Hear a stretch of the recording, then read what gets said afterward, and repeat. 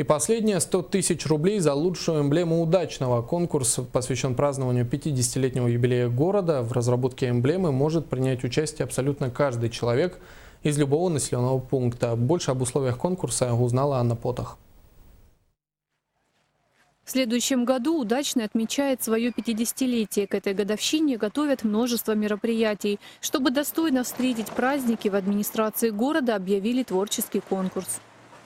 Мы готовимся к юбилею нашего города, который будет наш город отмечать в 2017 году.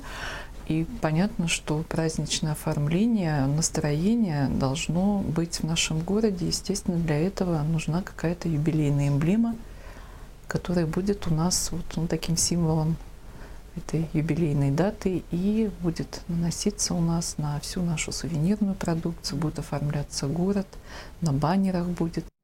Предложить свой вариант праздничной эмблемы может житель любого города.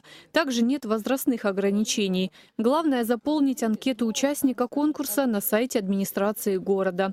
Предоставить можно до 3 вариантов работ. По словам главного специалиста по социальным вопросам, к основному эскизу обязательно приложить цветное и черно-белое решение эмблемы в электронном и распечатанном виде формата А4.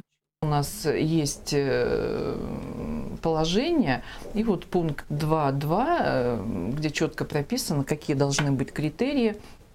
Первое – это содержание эскиза, обязательное использование цифры 50, то, о чем я сказала.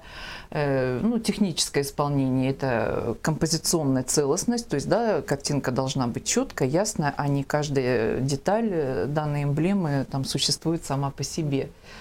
Выразительность дизайна, творческий подход, оригинальность, уникальность исполнения, и, конечно, торжественность.